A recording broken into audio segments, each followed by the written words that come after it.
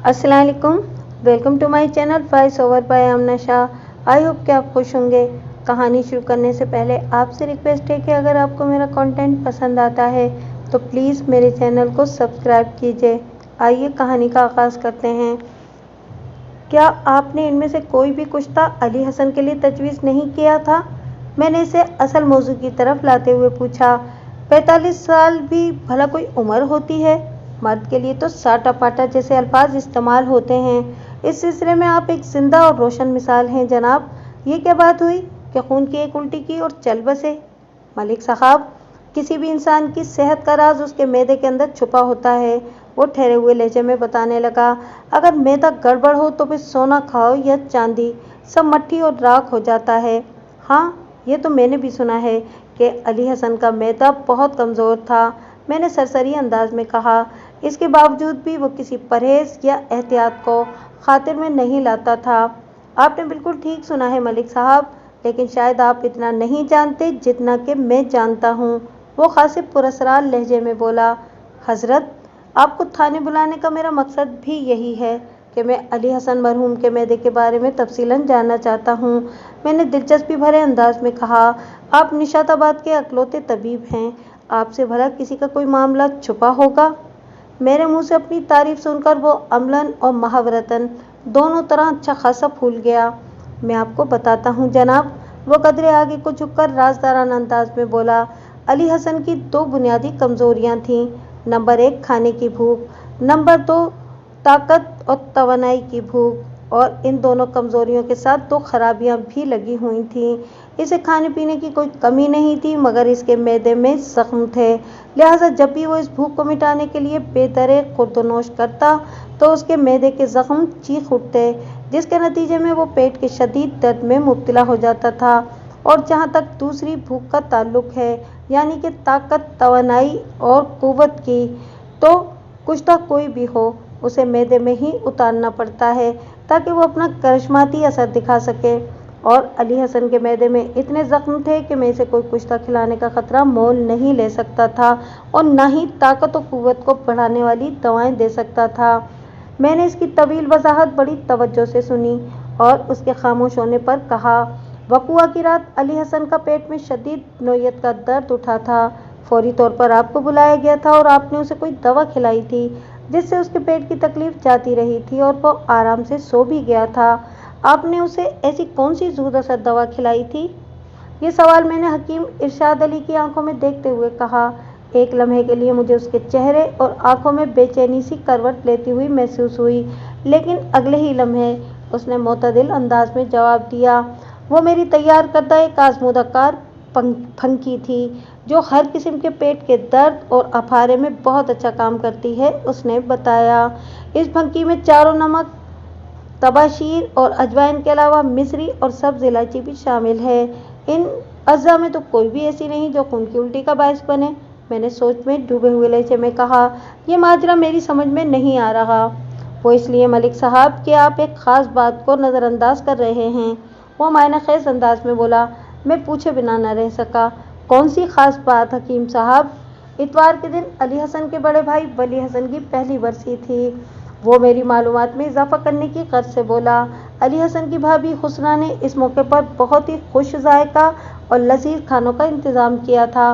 मैं भी वहाँ मौजूद था और मैंने अपनी आंखों से देखा था कि अली हसन बेदरेग अनवाओ इकसाम के खानों पर टूटा हुआ था। यूँ महसूस होता था जैसे वो अपनी ज़िंदगी का आखिरी खाना खा रहा हो। मेरे तजुर्बे और मुशाहिदे के मुताबिक हकीम इरशाद अली और मलिक अली हसन मरहूम की भावज हुस्ना सेम पेज पर थे।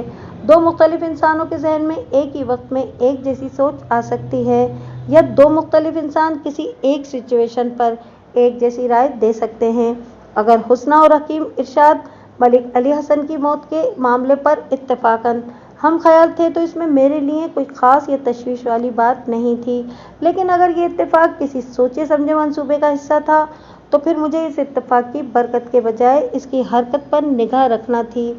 आप किन ख्यालों में गुम हो गए मलिक साहब? मुझे सोच में गर्क देखकर इरशाद अली ने पूछा। आपकी बात में मुझे दम तो नज़र आ रहा है, मैंने उसे खुश और मुतमईन करने की गर्ज से कहा।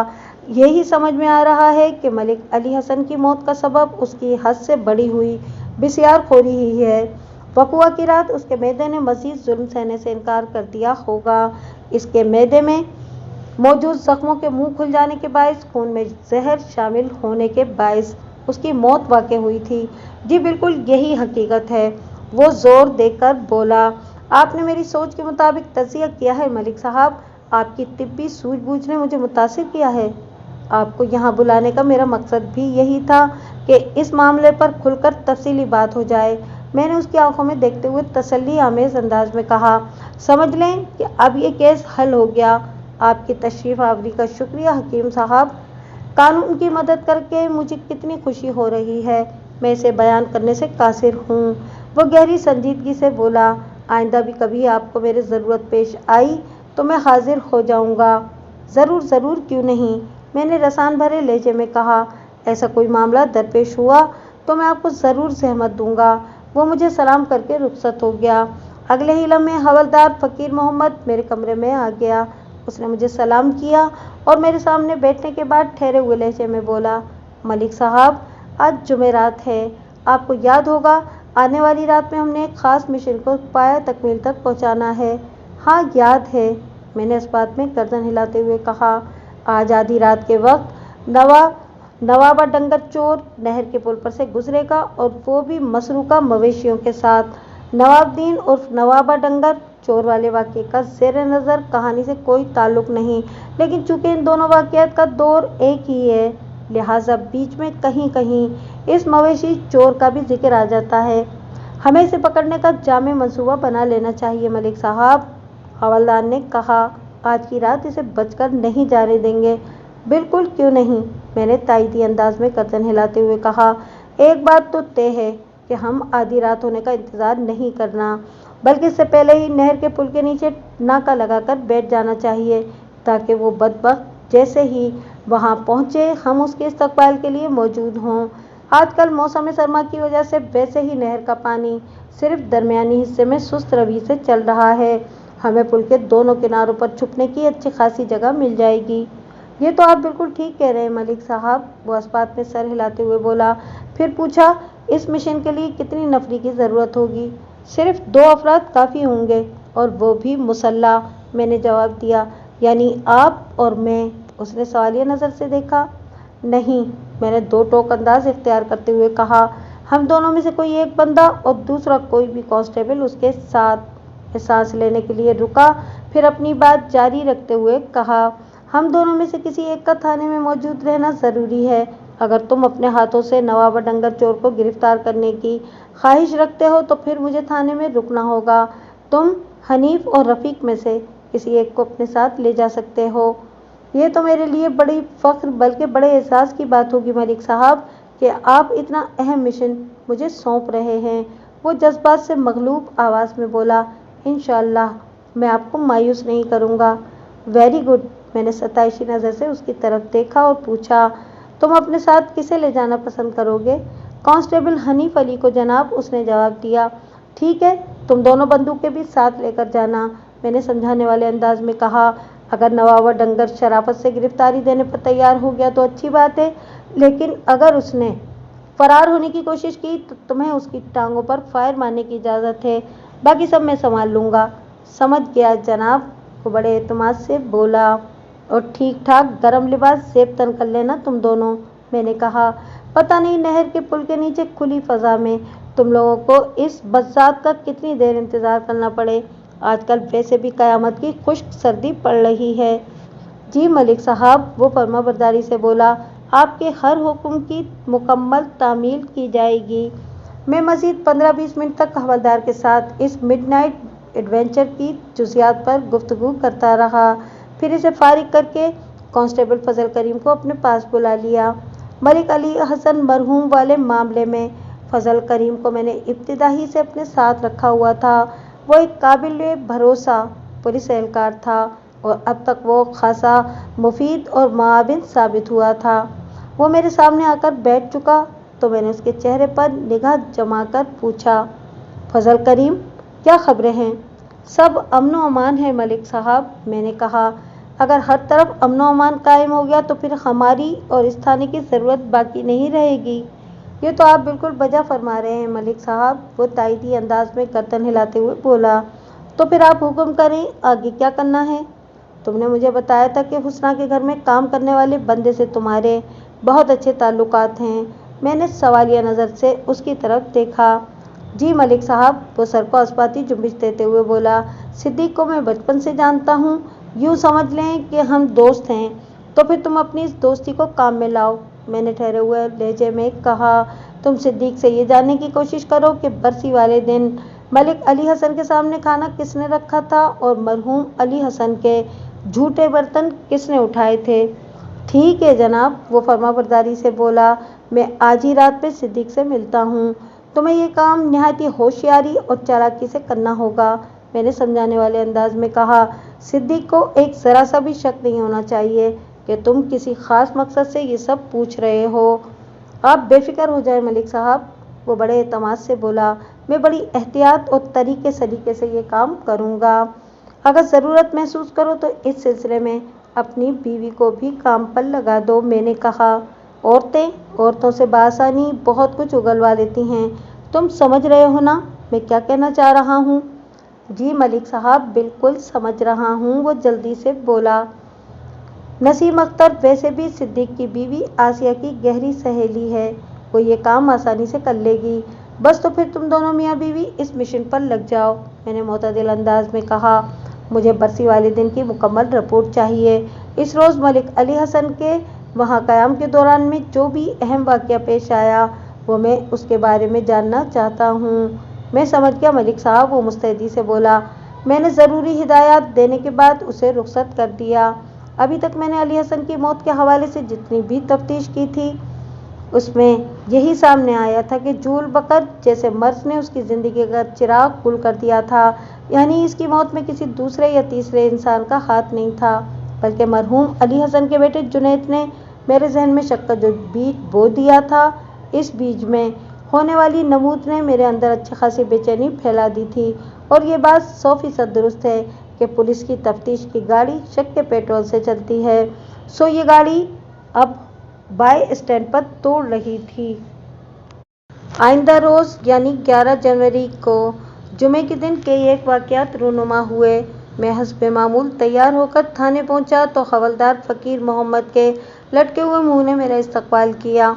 मैं पिछली रात सुकून की नींद सोता रहा था और सुबह उठने के बाद की तशवीश दामनगीर हो गई थी कि हवलदार ने मुझे सोते से क्यों नहीं उठाया था। इसका एक ही मतलब निकलता था कि इससे नवाबा डंगर चोर वाले मिशन में नाकामी हुई थी और कुछ ऐसी ही तहरीर मुझे उसके चेहरे पर लिखी नज़र आ रही थी। मैं जैसे ही अपने कमरे में जाकर बैठा वो मेरे पास चला आया। उसके कुछ बोलने से पहले ही मैंने कह दिया, लगता है कि नवाबा एक बार फिर हमारे हाथ नहीं लग सका है ना? मलिक साहब, वो नदामत आमेज़ बरहमी से बोला। नवाबा को किसी तरह खबर हो गई थी कि हम पुल के नीचे बैठे इसकी राह देख रहे हैं, इसलिए इसने अपना प्रोग्राम कैंसिल कर दिया। हम फजर की अजान तक उसके इंतज़ार में इधर बैठे सर्दी से ठिठुरते रहे हैं। लेकिन सवाल ये पैदा होता है कि नवाबा को हमारे नाके की इत्तला किसने दी होगी? मैंने सरसराती हुई आवाज़ में इस्तफसार किया। लगता है हम में से कोई नवाबा से मिला हुआ है, वो अजीब से लहजे में बोला, वरना मुझे पक्की इत्तला मिली थी कि वो आज रात नहर के पुल पर से गुजरने वाला है। क्या फजूल बातें कर रहे हो फ़कीर मोहम्मद, मैंने झुंझुलाहट भरे अंदाज में कहा। इस थाने में आखिर लोग ही कितने हैं? हम दोनों और 3 अदद कांस्टेबल, कुछ भी है, लेकिन मेरे जहन में जो था वो मैंने आपको बता दिया। ये भी तो हो सकता है कि तुम्हारे पास जो इत्तला थी वही गलत हो, मैंने कहा। अपने साथियों पर शक करना ठीक नहीं है फ़कीर मोहम्मद, मलिक साहब वो ज़ोर देकर बोला। मुझे यकीन है कि वो इत्तला झूठी नहीं थी। किसी ने नवाबे को खबरदार कर दिया था, इसलिए वो इधर आया ही नहीं। ठीक है, मैंने उसकी आंखों में देखते हुए कहा। मैंने तो नवाबे को इस पुलिस कार्रवाई के बारे में कुछ नहीं बताया, क्या तुमने बताया था?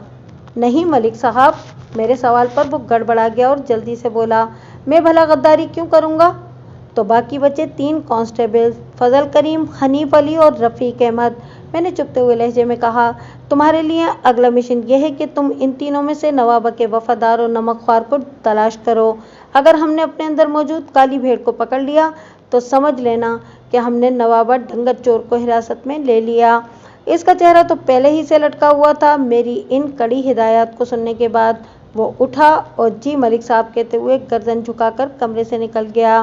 لگ بھگ 11 بجے مرحوم علی حسن کا بیٹا جنید مجھ سے ملنے تھانے آیا۔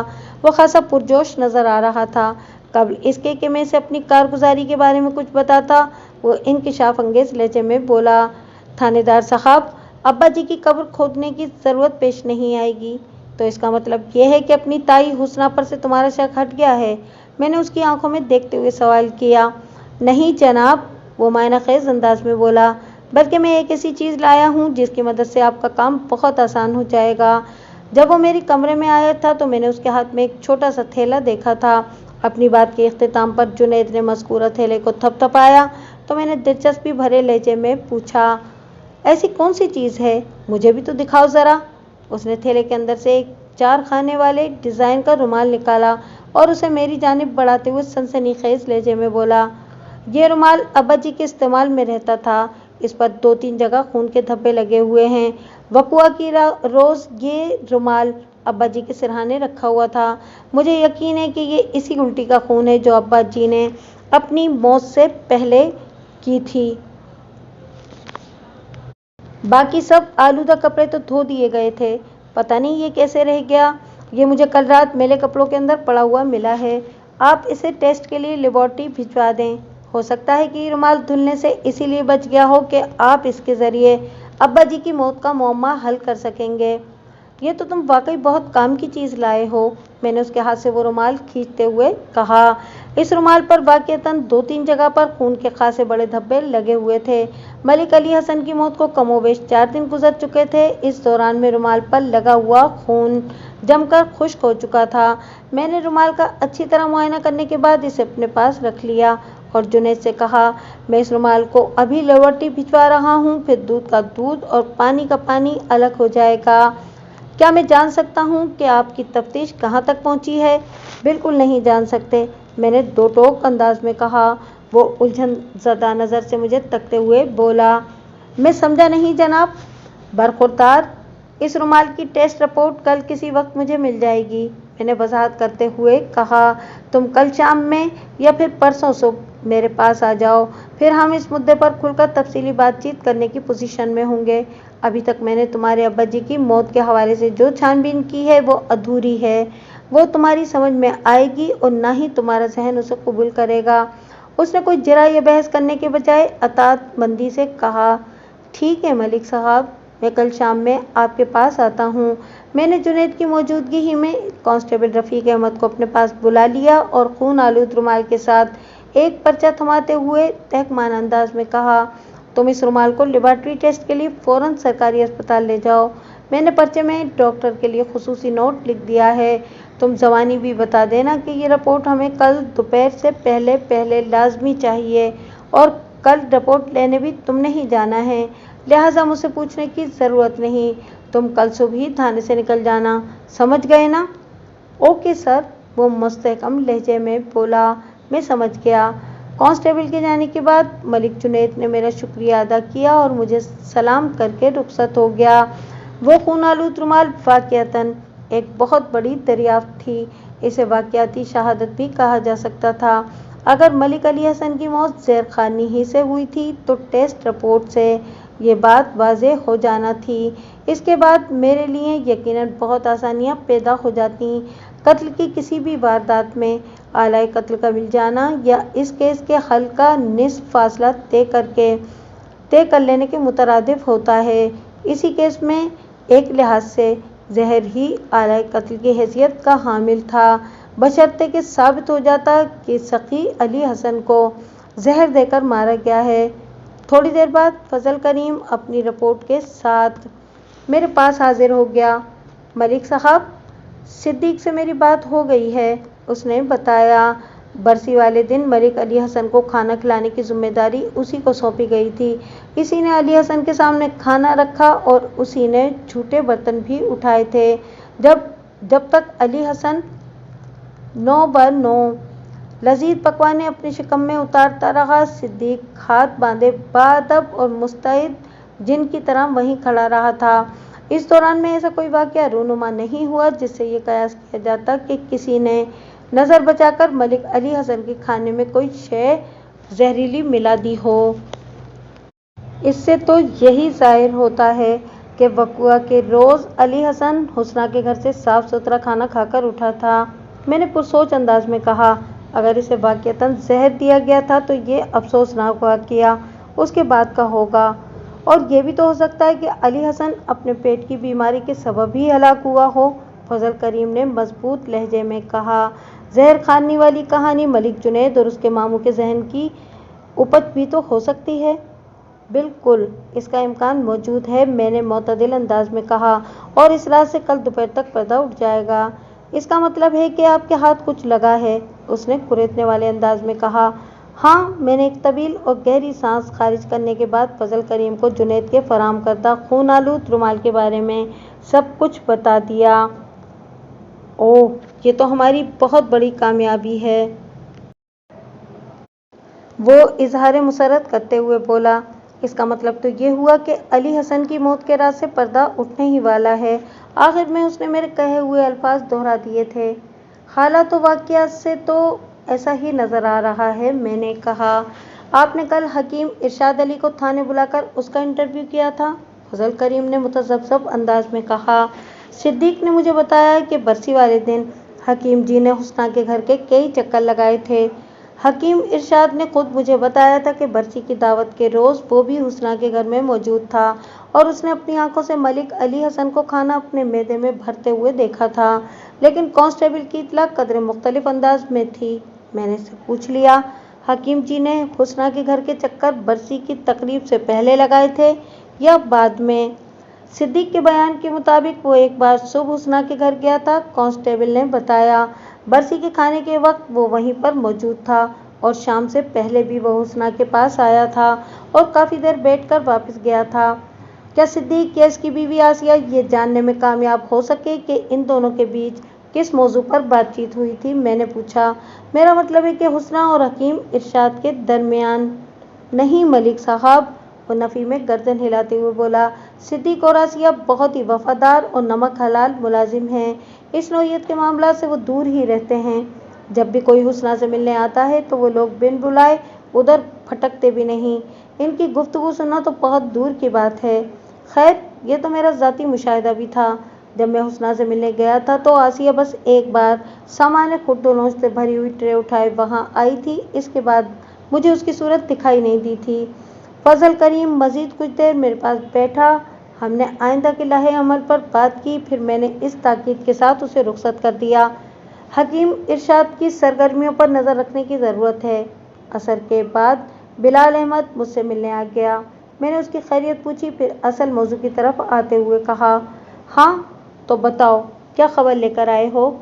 आपसे मुलाकात करने के बाद हकीम इरशाद अपने घर जाने से पहले हुस्ना से मिलने उसके घर गया था। बिलाल अहमद ने इंकिशाफ अंगेज़ अंदाज में जवाब दिया। वो लगभग 1 घंटे तक हुस्ना के घर में मौजूद रहा, फिर वहाँ से निकल कर वो अपने घर चला गया था। मलिक साहब, मुझे ये बंदा कुछ ठीक नहीं लग रहा। बिलाल के आखिरी अल्फाज ने और आखिरी जुमलों ने मुझे चौंका दिया। किस लिहाज से ठीक नहीं लग रहा? मैंने दिलचस्पी का इजहार करते हुए पूछा। तुमने हकीम जी में ऐसी खराबी वाली कौन सी बात देख ली है? जब वो हुस्ना के घर से बाहर निकला तो उसने जासूसी करने वाले अंदाज में दाएं बाएं निगाह घुमाकर इस अमर का इत्मीनान कर लिया था कि कोई उसे हुस्ना के घर से निकलते देख नहीं रहा हो। ऐसी ही हरकत उसने हुस्ना के घर में दाखिल होते वक्त भी की थी। बिलाल ने वजाहत करते हुए मुझे बताया। ऐसी मशकूक हरकतें तो वही बंदा करता है जिसके दिल में चोर हो। अगरचे बिलाल के इंकिशाफ ने मेरे रगोपे में सनसनी सी दौड़ा दी थी, ताहम मैंने अपनी अंदरूनी कैफियत को चेहरे से आया नहीं होने दिया और मोतदिल अंदाज में कहा, और वो शख्स भी जिसके दिलो दिमाग में रुसवाई का डर हो। हुस्ना एक बेवा औरत है और वह खासी पुरकशिश और खूबसूरत भी है। हो सकता है कि हुस्ना के घर आते जाते हकीम इरशाद अली ने इसलिए एहतियात बरती हो कि कोई उसका अफसाना ही न बना ले। हो सकता है, उसने कुछ ऐसे अंदाज में कहा जैसे मेरी वसाहत इसे मुतमईन न कर पाई हो।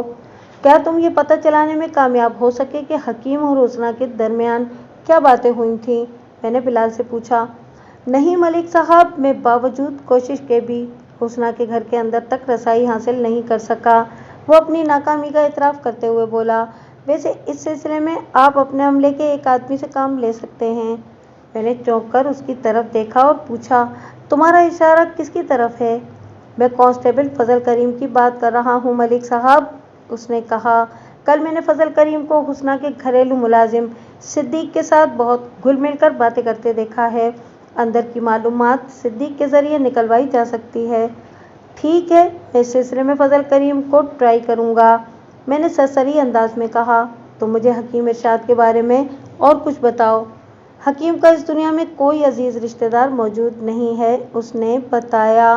वो अपने छोटे से घर में अकेला ही रहता है। बैठक को उसने दवाखाना बना रखा है, यही इसकी गुजर औकात का जरिया है। इससे ज़्यादा मैं कुछ नहीं जानता, और शायद इसके बारे में इससे ज़्यादा और कुछ है भी नहीं मेरे ख्याल में। बिलाल की अब मुझे मज़ीद ज़रूरत नहीं रही थी, इसलिए मैंने उसे फारिग करते हुए ख़त्मी लहजे में कहा, तुमने अपने हिस्से का काम बखूबी सरअंजाम दे दिया है, मेरी तरफ से तुम्हारी छुट्टी है। ऐसी कैसी रूखी सूखी छुट्टी मलिक साहब? वो मायना खेज अंदाज में बोला, मैं अपना इनाम लिए बगैर नहीं जाऊंगा। वो तो तुम्हारा हक है, मैंने अपनी जेब में हाथ डालते हुए रसान भरे लहजे में कहा, और तुम जानते हो कि मैं किसी का हक नहीं मारता। हाँ जी, वो ज़ेर-ए-लब मुस्कुराते हुए बोला, आपकी इस खूबी से तो मैं अच्छी तरह वाकिफ़ हूँ। मैंने अपनी जेब खास से 1 रुपया इनाम देकर बिलाल अहमद को खुशी खुशी रुखसत कर दिया। इनाम की इस मुख्तसर सी रकम पर हैरान होने की ज़रूरत नहीं, ये जिन दिनों का वाक़या है, तब एक आम आदमी की माहाना तनख्वाह 40 रुपये के करीब हुआ करती थी। अब आप खुद अंदाज़ा लगा लें कि इनाम की रकम माकूल थी या नहीं। 12 जनवरी बरोज़ हफ्ता दोपहर से पहले कांस्टेबल रफ़ीक अहमद लेबॉर्ट्री टेस्ट की रिपोर्ट लेकर आ गया, और यह रिपोर्ट खासी तहलका खेज थी, जिसकी तहरीर ने मलिक जुनैद के तमाम तर खदशात की तस्दीक कर दी थी। इस रिपोर्ट के मुताबिक रुमाल पर पाए जाने वाले खून के धब्बों में आर्सेनिक यानी कि संख्या की भारी मिकदार पाई गई थी। गोया मलिक अली हसन को संख्या खिलाकर मौत के घाट उतारा गया था। जुनैद ने आज शाम में मेरे पास आने को कहा था, और शाम में अभी अच्छा खासा वक्त था। मैं इस वक्त का 1 मिनट भी ज़ाया करने के मूड में नहीं था। मैंने फौरी तौर पर हवलदार फ़कीर मोहम्मद को निशाताबाद रवाना कर दिया, ताकि वह हकीम इरशाद को गिरफ्तार करके थाने ले आए। इसके साथ ही मैंने कांस्टेबल फजल करीम को हिदायत कर दी कि वो हुस्ना के घर के नज़दीक मौजूद रहे, और अगर वो गांव से बाहर जाने की कोशिश करे तो ये कोशिश नाकाम बना दे और इसे सीधा थाने ले आए। हवलदार ने पिछली रात नवाब डंगर चोर के हवाले से काफ़ी ज़्यादा हजीमत उठाई थी, लिहाजा इस मामले में उसने हद से ज़्यादा फुर्ती दिखाई, और 1 घंटे के अंदर अंदर हकीम इरशाद अली हथकड़ी लगे हाथों के साथ मेरे सामने खड़ा था। मलिक साहब, मैंने तो रज़ाकाराना तौर पर पेशकश की थी कि जब भी मेरी ज़रूरत हो मैं आपके पास हाजिर हो जाऊंगा, वो खफगी आमेज़ अंदाज में बोला। फिर मुझे गिरफ्तार करके यहाँ लाने की क्या ज़रूरत थी? जब तक मुझे तुम पर शक था तो मैंने बंदा भेजकर तुम्हें अपने पास बुला लिया था, मैंने खूंखार नज़र से इसे घूरते हुए कहा। लेकिन अब मेरा शक यकीन में बदल चुका है, इसलिए गिरफ्तारी नागुज़ीर हो गई थी। मैं तुम्हारी उम्र का लिहाज करते हुए बड़ी शराफत से पूछता हूँ कि तुमने अली हसन को फंकी के धोखे में संकिया क्यों खिलाई थी? मैं? संकिया? उसके चेहरे का रंग उड़ गया।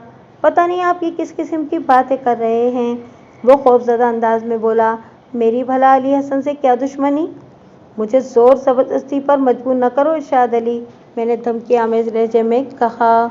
मैंने अली हसन की उल्टी में आने वाले खून का लेबॉर्ट्री टेस्ट कराया है, और इसमें आर्सेनिक यानी संख्या की आमेजिश पाई गई है। अली हसन इस रोज़ बरसी का खाना खाकर ठीक ठाक अपने घर गया था, और इसके बाद उसने बाहर की कोई चीज़ नहीं खाई थी। अगर बरसी वाला खाना जहरीला था, मतलब ये कि अली हसन वाले खाने में किसी ने कोई जहरीली शय मिला दी थी, तो फिर इसकी अचानक मौत वाक़ई हो जाना चाहिए थी। मगर वो फौत हुआ तुम्हारी आर्सेनिक मिली दवाई खाने के बाद। लम्हाती तवक्कुफ़ करके मैंने एक मोतदिल सांस खारिज की, फिर हकीम इरशाद अली की आंखों में देखते हुए इन अल्फाज में इजाफा कर दिया, ये बात मैं भी जानता हूँ कि मलिक अली हसन से तुम्हारी कोई दुश्मनी नहीं थी। तुमने ये घिनौना काम किसी और की खुशनुदी हासिल करने के लिए या किसी तगड़ी रकम के लालच में किया है। मैं इस शख्स तक पहुँचना चाहता हूँ जिसने तुम्हें मोहरा बनाकर अली हसन को मौत के घाट उतारा है, वो ना पाए रफ्तन न जाए मानदन ऐसी सूरत हाल में घिर चुका था और उसकी उम्र और सेहत इस बात की इजाज़त नहीं देती थी कि वो ढिठाई से काम लेते हुए अपनी ज़बान पर कुफ्र डालकर मेरे तफ्तीशी हथकंडों का सामना कर सके।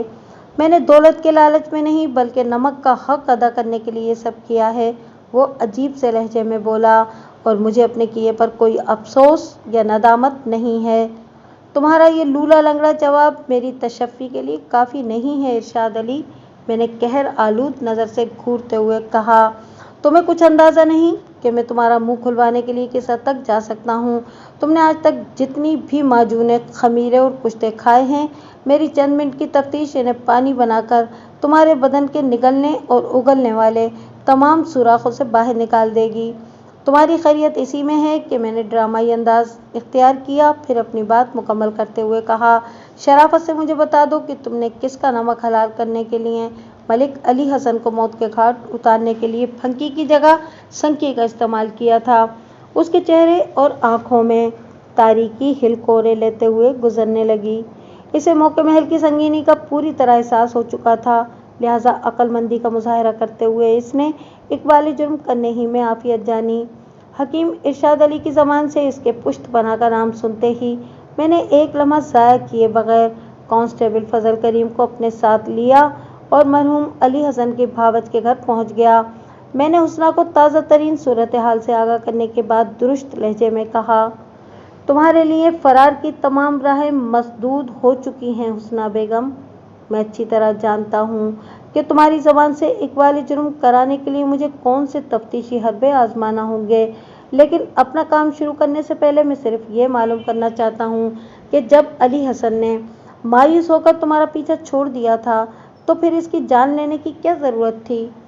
इस रोज़ मैंने आपको पूरी बात नहीं बताई थी थानेदार साहब, वो अजीब से लहजे में बोली। अली हसन ने मेरा और मेरी बेटी का पीछा नहीं छोड़ा था, वो हकीम इरशाद से अपने दिल की हर बात कर लेता था, क्योंकि हकीम जी इसके पोशीदा अमराज के खुसूसी मुआलिज थे। अली हसन को ये बात मालूम नहीं थी कि हकीम इरशाद अली पर मेरे मरहूम शौहर वली हसन ने क्या क्या एहसानात कर रखे थे। इसी लाइल्मी या कम इल्मी के बायस वो एक दिन तरंग में कह गया, ये हुस्ना अपने आप को आखिर समझती क्या है, इसने मुझे ठुकराया है, मेरे गबरू बेटे के रिश्ते को लात मारी है, इस गलती का खमियाजा तो इसे भुगतना ही पड़ेगा।